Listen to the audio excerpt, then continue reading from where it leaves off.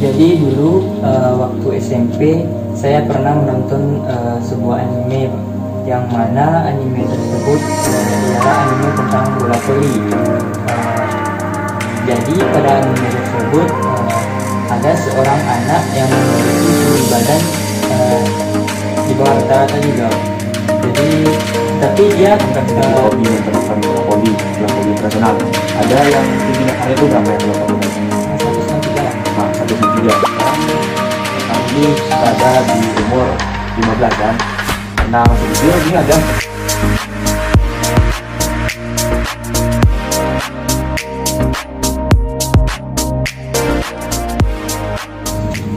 Baik, bismillahirrahmanirrahim. Assalamualaikum warahmatullahi wabarakatuh. Waalaikumsalam warahmatullahi wabarakatuh. Selamat pagi semuanya. Apakah anak bapak kabarnya baik-baik semua? Alhamdulillah baik pak. Baik Pak. Nah, sebelum itu bapak mau dari anak-anak bapak bersedia untuk sebelum kita mulai ini kita akan berdoa terlebih dahulu. Apakah dari kedua anak bapak ini ada yang bersedia untuk membacakan doa? Baik, saya pak. Ya, baik, silakan. Baik, izin bapak dan teman saya, sebelum kita mulai kegiatan kita, baiknya kita berdoa menurut ajaran dan kepercayaan masing-masing. Berdoa mulai.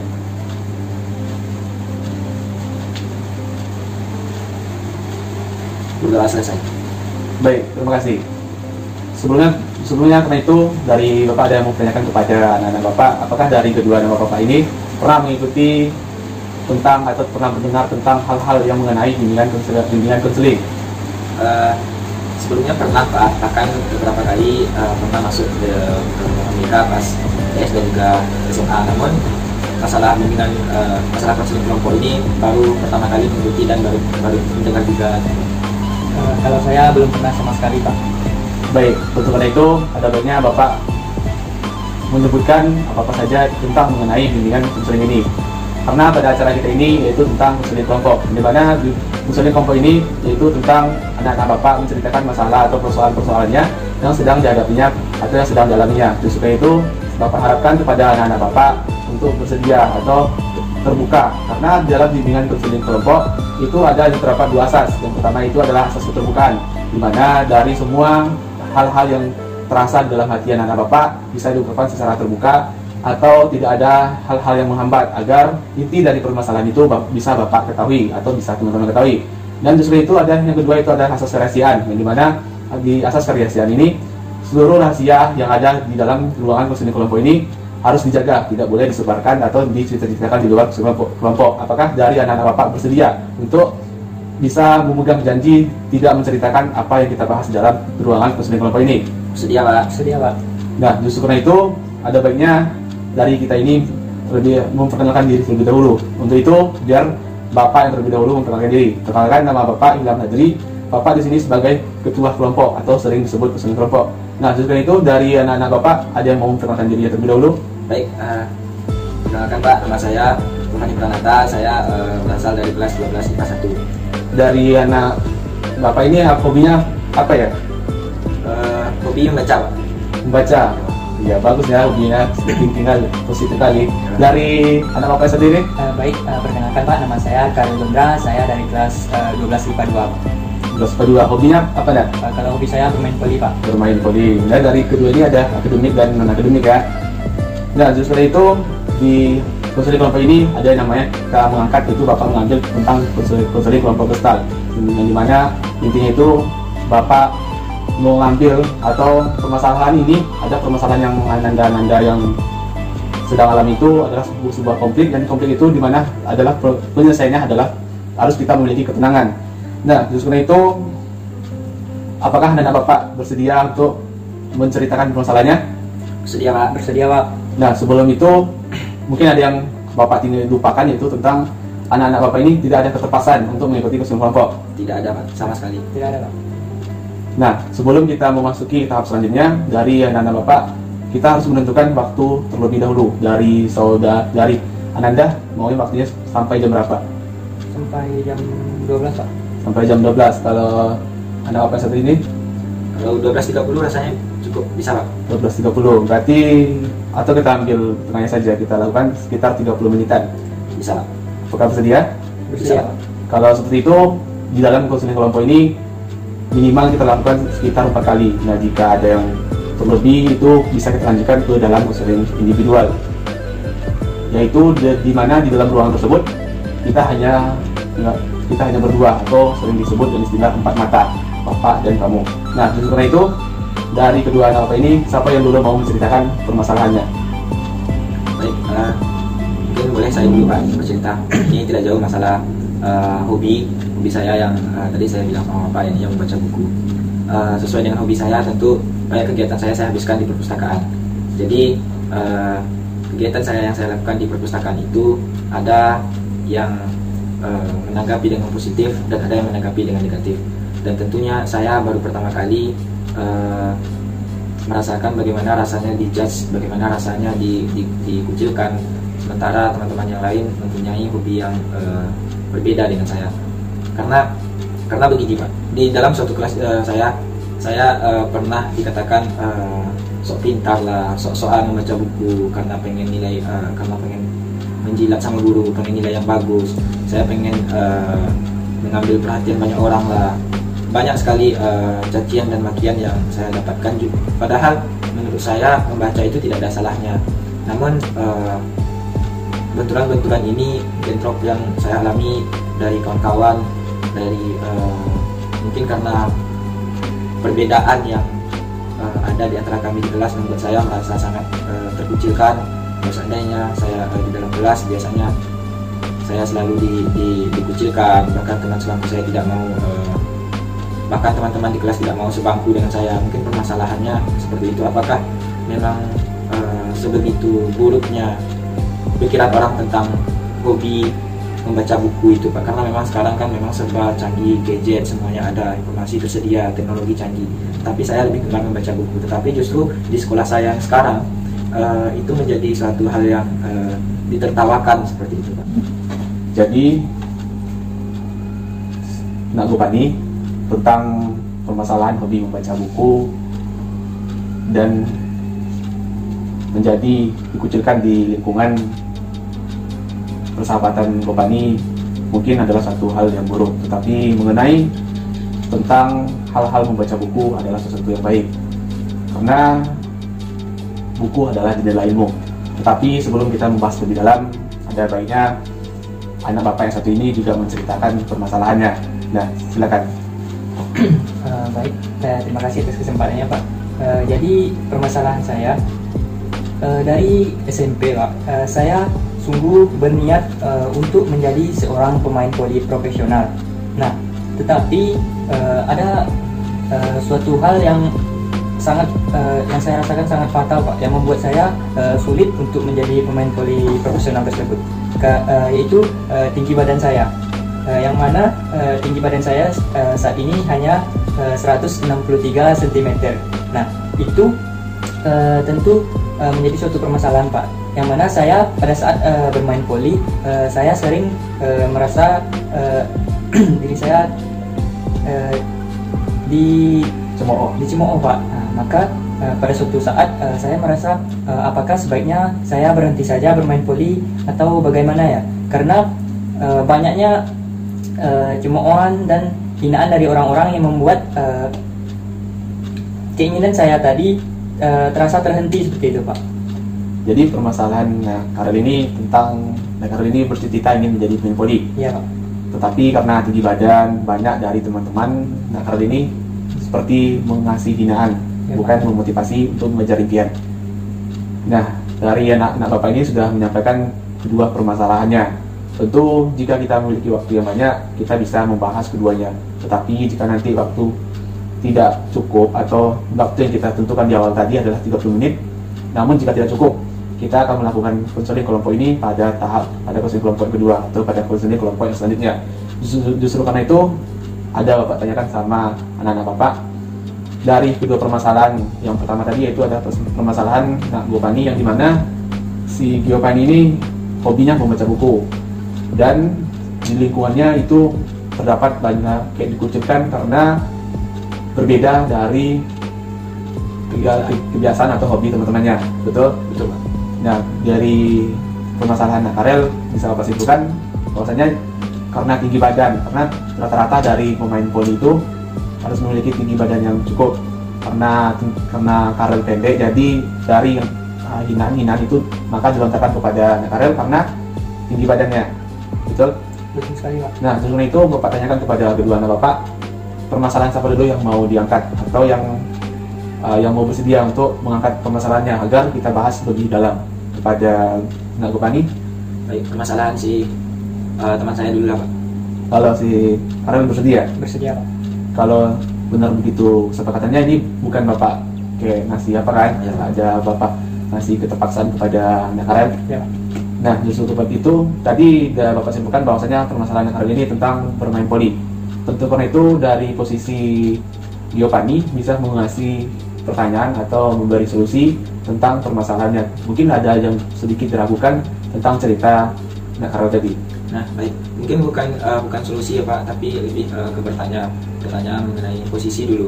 Karena saya juga sedikit banyaknya tahu lah tentang voli itu. Kalau Karel ini posisinya kalau main voli sebagai apa? Apakah itu sebagai center atau open spike atau memang mungkin libero atau seperti apa? Jadi dulu waktu SMP saya pernah menonton sebuah anime, Pak, yang mana anime tersebut ialah anime tentang bola voli. Jadi pada anime tersebut ada seorang anak yang memiliki tinggi badan di bawah rata-rata juga, Pak. Jadi tapi dia Dari Nak Gopani ada yang ditanyakan lagi? Baik, jadi kalau gini ya si Karet, karena kan apa yang kita bayangkan di anime itu memang kalau seandainya kita lihat memang enak untuk ditonton, memang seru itu ya. Tapi sepengetahuan saya ya sebagai orang awam yang tidak terlalu hobi olahraga, memang rata-rata pemain voli itu yang nyemes, itu memang rata-rata tingginya memang berlebih lah gitu. Tapi di dalam voli itu saya juga melihat gini, ada salah satu pemain namanya posisinya libero, yang biasanya itu pengganti quicker gitu. Mungkin kalau seandainya Karel lebih mendalami di bidang libero gitu, katakanlah tugas libero ini adalah passing gitu ya, entahlah apalah, mungkin tahulah Karel lebih anak olahraga, tahulah. Mungkin itu saja sih, mencoba untuk beradaptasi dengan posisi baru gitu. Dan itu, Pak. Dari solusi yang disampaikan Nak Gopani ini bisa Pak tangkap bahwasanya Nak Gopani ini ingin si Nak Karel ini ingin mencoba dari posisi baru. Misalnya kan tadi ada libero kan, Ya, betul lah. karena 38 kalau nggak salah ya. Kemarin mungkin dia kalau udah masuk internasional itu tentu dari libero itu udah kayak profesional kan. Jadi libero ini adalah kayak udah paling terbaik lah di negeri atau di Asia, karena nama dari libero itu adalah Fahri. Dimana dari yang Bapak sampaikan itu, kalau seandainya kita tidak bisa kayak spiker itu kan dari posisi menyerang, kita di setiap main volley itu kan nggak harus menyerang juga, dan Bapak ini ada yang namanya bertahan. Mungkin di bertahan itu mungkin Nak Karel mungkin dari tadi Nak Karel terinspirasi dari anime Jepang. ya anime, Pak. Kalau Bapak tahu itu nama animenya apa? Haikyuu, Pak. Nah, di Haikyuu itu kan ada namanya Nishio ya kan? Ya, Nishinoya, Pak. Nishino ya. Nishinoya. Apa karena kayak sering-sering nonton lah. Kemarin ada dari adik Bapak yang suka hobi nonton itu. Iya. Dia libero juga kan? Iya, Pak. Nah, karena itu dari tentu itu ibaratkan kayak sebuah apa ya? Kayak sebuah organisasi kayak batang, ada akarnya, ada batangnya, dan ada ranting, dan ada daunnya. Tentu setiap bagian itu perlu kan, kalau seandainya tidak ada salah satunya, tentu pohon tersebut bisa mati. Iya, betul. Nah, dari itu bagaimana tanggapan dari Nak Karel? Baik, mungkin dari tanggapan dari teman saya tadi juga Giovanni, dan kesimpulan yang Bapak berikan tadi, saya bisa menyimpulkan bahwa untuk kedepannya mungkin saya harus merubah posisi saya. Jika ingin menjadi tetap ingin menjadi pemain profesional, saya harus merubah posisi saya yang sesuai dengan postur tubuh saya. Berarti itu mengajarkan saya untuk lebih mengenal diri sendiri, menyesuaikan lah, Pak, seperti itu, Pak. Terima kasih, Pak. Nah, dari ini kan kita jawab ini kan, kayaknya bukan Bapak mau cepat, cuman itu udah sebelum waktu itu habis, mungkin perlu Bapak ingatkan atau sedikit Bapak simpulkan. Maksudnya mungkin jika kita lebih lanjut itu ada nanti kesulitan kelompok selanjutnya. Untuk itu dari permasalahan Nak Karel tadi tentu kalau bisa kita simpulkan bahwasanya kita harus tampil beda dan harus mengenal diri kita sendiri. Dan karena itu juga dari permasalahan Nangkopan itu tentang membaca buku yang dicemooh oleh teman-temannya. Dari kedua permasalahan dari kedua anak bapak ini ada sedikit miripnya. Dari anak bapak ini semuanya itu positif. Dari permasalahan kedua anak bapak ini itu jangan terlalu bawa risau. Tentu setidaknya yang menilai kita itu adalah diri kita sendiri. Untuk itu bapak ada memberi seperti tugas bahwasanya untuk anak bapak ini janganlah mundur jika dicemooh oleh teman-temannya. Dan begitu juga sama Karel, karena tetap lakukan kegiatan-kegiatan positif. Dan bapak ini tetap baca buku dan anak Karel ini tentu harus latihan. Nah, sebelum apa tutup, dari kedua anak ini ada yang mau ditanyakan? Mas, Pak. Ada, Pak? Ya, silakan. Baik, untuk ini Pak, masalah, karena kan tadi kita membahas masalah si Karel. Sementara beberapa permasalahan saya permasalahan kita ini masih dasar gitu Pak. Mas, boleh tahu kira-kira kapan lagi Pak boleh kita melaksanakan bimbingan ini? Kalau seperti itu nanti mungkin sekarang nih hari Selasa kan, tentu untuk selanjutnya itu bisa kita lakukan minggu selanjutnya, itu Selasa minggu selanjutnya. Dan jika nanti kalau saya ada waktu memang mungkin permasalahan dari Gopan ini perlu bahas lebih dalam, ya kita bisa bahasnya berdua, itu namanya adalah konseling individual. Nanti kalau bapak yang ngabarin, nanti Gopan ingatkan bapak, ya, kita bisa konseling individual. Dimana konseling individual ini adalah tahap selanjutnya dari layanan bimbingan dan konseling. Ada lagi yang mau tanya? Pas. Nah, sebelum kita akhiri, tadi siapa yang baca doa? Nah, kita akhiri juga dan doa. Baik, untuk mengakhiri bimbingan kita pada pagi yang siang ini, pada baiknya kita berdoa, beragama dan masing-masing berdoa.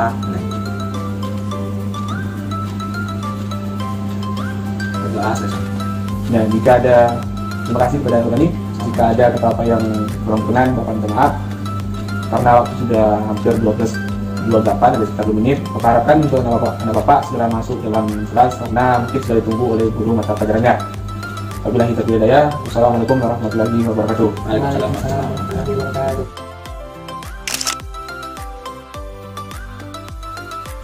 Hai semuanya. Ya, di sini mungkin saya berperan sebagai konselor dari konseling kelompok. Perkenalkan, nama saya Ilham Rajli. Saya merupakan mahasiswa BK FKIP Universitas Riau angkatan 2019.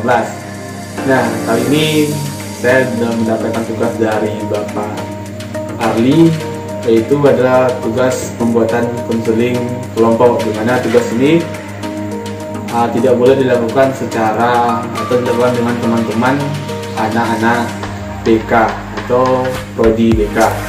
Justru karena itu saya sangat berterima kasih kepada teman-teman saya karena telah meluangkan waktu dan tenaganya. Ya, sekarang ini tepatnya jam 1. Ini adalah teman saya, itu Bang Karel, dan kameramen itu adalah Gopani. Mungkin dalam proses bimbingan kelompok ini saya jauh dari kata bagus, saya minta maaf. Mungkin jika ada adik-adik yang menonton, sebenarnya bimbingan kelompok itu lebih bagus, bahwasanya konselor itu adalah orang yang profesional, orang-orang yang betul-betul berpengalaman tentang permasalahan atau teritori. Karena ini adalah saya mahasiswa, saya masih belajar dan penuh banyak kesalahan. Jika ada penyampaian saya yang terlalu tidak bagus atau teritori saya atau penyajian video yang saya sampaikan ini kurang bagus, saya minta maaf sebesar-besarnya.